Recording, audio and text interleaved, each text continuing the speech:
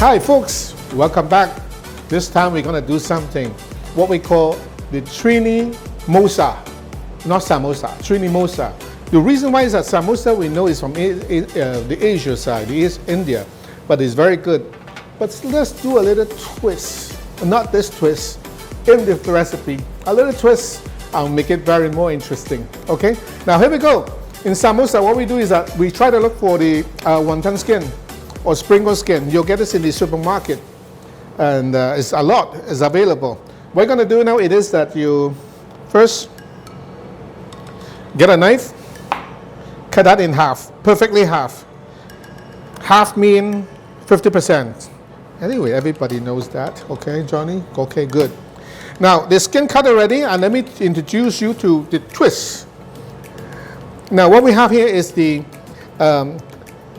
cream cheese. We have what we call the crab meat. It's come from the can. If you want, you could use the crab legs from the frozen section. And then you know like peas and carrot, make it more interesting and colorful. Now, we have saltfish, sweeter than meat, eh? Okay, and we have it, what we call peas and carrot. And we have mashed potato. And remember, earlier we baked chicken, right? We use that seasoning from the pan, place it in it, add a little Creole butter, and a little salt, and a little pepper. That's it. That's all you need, okay? This gives you a very interesting flavor. But however, I'm going to add a little more salt because the saltfish, what we process, is not really under salt. Cream cheese, you don't need salt. Cream cheese, you want to taste it as it is by itself. What I'm going to do is that put a little black pepper in here, a little bit lime juice. Oh, that's good. Now, here what to do again. What you have to do is that sweep the saltfish. This already wash and fry. Okay, place inside and also all the vegetable. Nice. So you mix it up. Number one, this is look good. Number two, the flavor change. You actually get a little more of what we call the Creole flavor, with not the golden ray, Creole flavor without the golden ray. But this is very interesting. So we're twisting everything here, and mixing and twisting. Okay, and here what we go again. Here, this one, and this side now, we have the cream cheese. We have the crab. Oh, full of crab, really full of crab. You know, this crab meat is not as sweet. When I say so, it's that do not have the umami, you know, like our local crab, but it's convenient. Say what? So we put the peas and carrot and corn, and let's mix it up again. Okay, just mix it up because the cream cheese already have its own flavor. You don't want to not add nothing else again. For example, like salt, pepper. No, you don't need all that because the cream cheese is a very unique flavor by itself. Okay, so make sure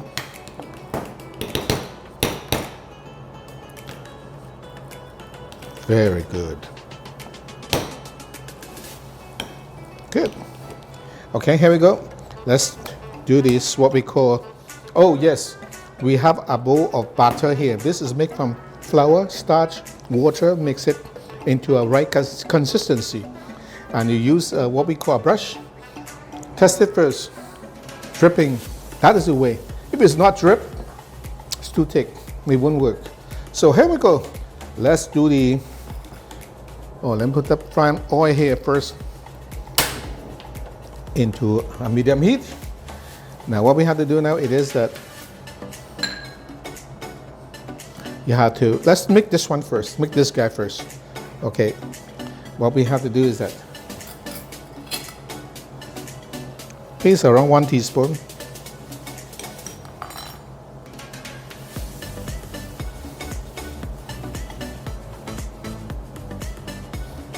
Now in this end now, almost finished, you place a little bit what we call the butter here. Now when my butter side open, that is where the last fold will cover it up. So what we're going to do is that make sure there's no opening, otherwise it will be too greasy. So what you have to do is just put a little bit of butter and pinch it. Behave. Okay. Now let's do it again.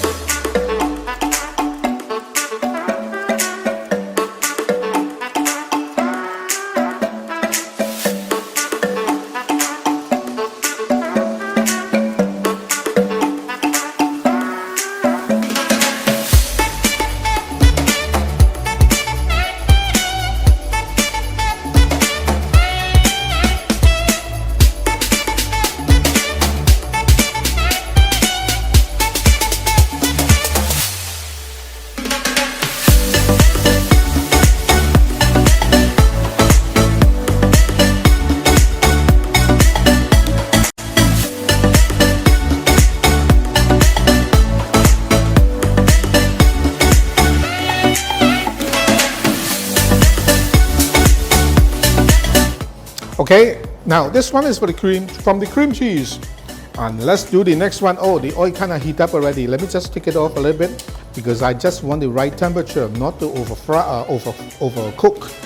Okay, now here what? This one is tastes so darn good because is the I have a Creole touch in this. They have saltfish, and they have the what we call the golden ray, right, or the Creole butter, and they have the what we call the thyme seasoning. Actually, this one is a very interesting item, and I think you ought to try it. Okay, do try it at home.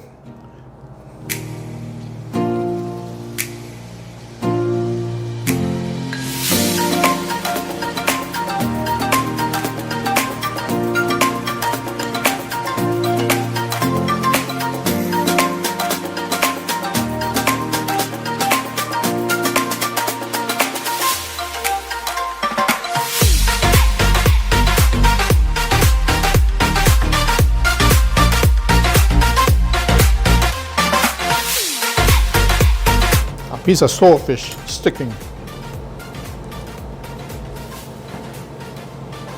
Now make sure the sealing at the end put adequate amount of butter because it will be open up, and this is very undesirable in terms of looks.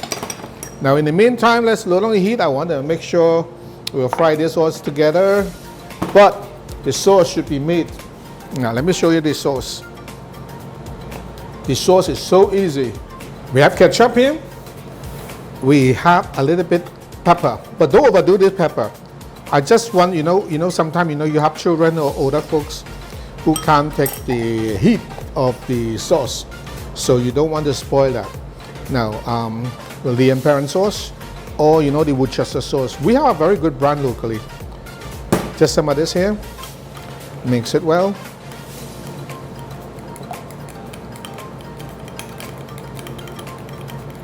Now the flavor change already. Compared to ketchup or barbecue sauce, we tired of that. So we put that one side. Let's do some frying. Now you say, Johnny, Chef Johnny, what happened? Why we cannot distinguish which is which? That is the best part of it. So you have to eat with guests. Next time I'll show you more the different wrapping of wonton or maybe samosa, different pattern. You would try to use those type of pattern to give yourself a distinguished identification of which is who is who. Now this temperature is already good. Let's empty everything inside here.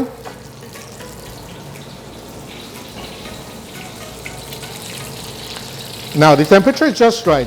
The reason why is that anytime hotter than this in oil, right, it will tend to give you a brown in too quick, and if it's not sufficient heat, the foodstuff will tend to reabsorb the oil inside there. So frying process, it is what we call is that the temperature is right. Sometimes say, oh God, the fried food oily because the temperature is not optimum. Okay, not hot.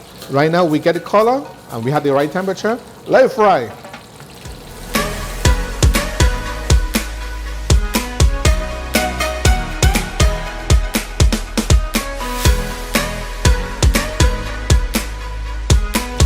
Well, as you can see, it began to get a brown color very quickly.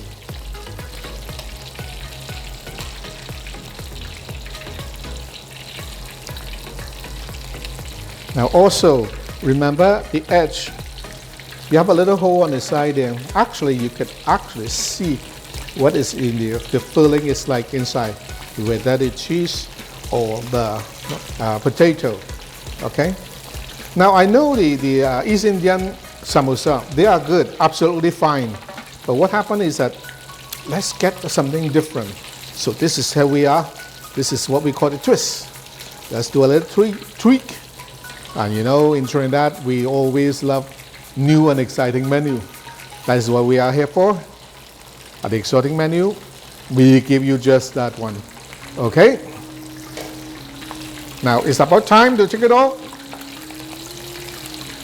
All right, here we go. We take it all one time here.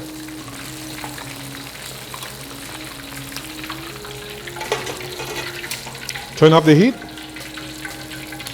And we're gonna look for a paper towel.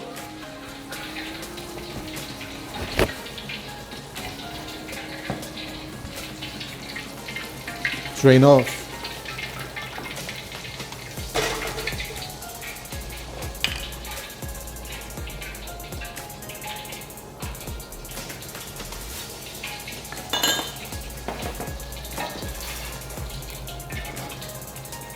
Okay, here what we're gonna do. We're gonna put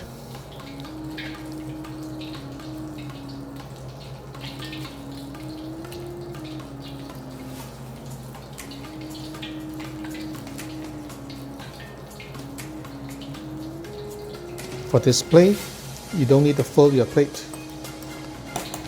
We have some sauce here, just what we made earlier. Convenient, easy. Put one more on top here. Here we are. This is what we call the Trinimosa. Now, as you can see, this grilled chicken, big chicken, actually I learned from a gentleman, Mr. Thomas, way back in 1974.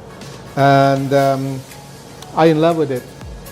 And from ever since, I used to make it for my own self only.